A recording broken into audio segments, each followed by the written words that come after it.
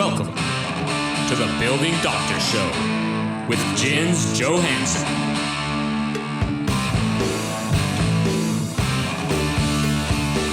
Here's a common thing with your stair stringer. Yeah, you can kind of, that much of the stringer is missing. And so I can bury a probe into there. What we're finding after taking a lot of these apart is you have almost, yeah, you can even hear it. You have a hard exoskeleton, if you will, because that's been coated in treatment. But the inside is just gone and missing. And so it almost sounds hollow.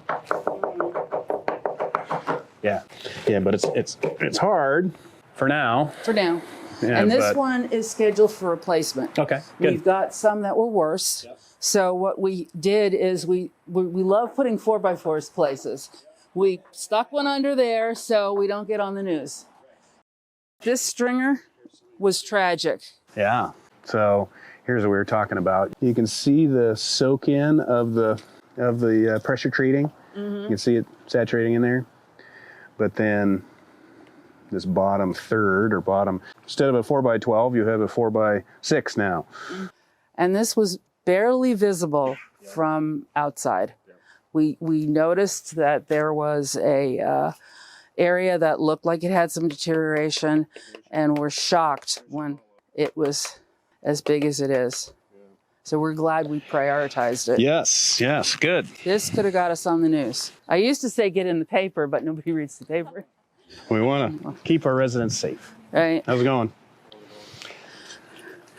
So this is the repair. Good. This is the repair going Excellent. Back together. Okay.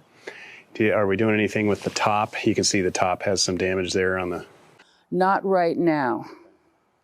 And again, our 4x4s pretty much going everywhere. Now, are we going to leave these in place, or are we relying? Just temporarily? Okay. Would you recommend we leave them in place? I mean, it needs to be designed, and we need to figure out what you have here and what you're putting on, and bless the design. But before we say, yeah, 4x4 on a pier block is cool with us, obviously we'll run the calcs, because it's a structural design element, and it needs to be designed properly. And it's a staircase, it's egress, it's safety. Do it nice. Well, we can do some quick math and calculate it and tell you how big these footings need to be, if at all. Right. And then we've got some redundancy built into it. Well, you might not even need it, but I mean, the engineer can run a calculation and determine what you need. Great. And so, yeah. Unlike the framer's calculation. That's right. Lick their thumb, hold it up, pound another nail. Right. He's out here scratching his head. Yeah. This is some additional beam and additional posts. 1, 2, 3. It's a start. I mean, we would need to run calculations on it to say it's good.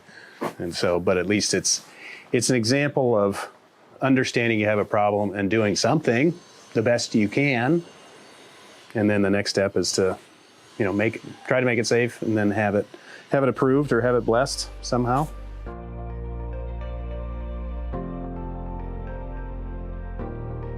The other thing we did is the original design handrails were a 2x4 with form over it, 2-piece, and those were really great mushroom forms. Right. So when we're going back, we use this 1-piece, and it's giving us a lot fewer problems. Yeah, and easy to grab. Yeah. And you don't wonder what you just put your hand on. Is it a slug or is it a mushroom? People go, ah! So this one is tragic. We actually had a yellow jacket nest in the left join between the stringer and the toe kick and landing. Yeah, it's pretty soft. It is. You're able to go into the plywood of the subfloor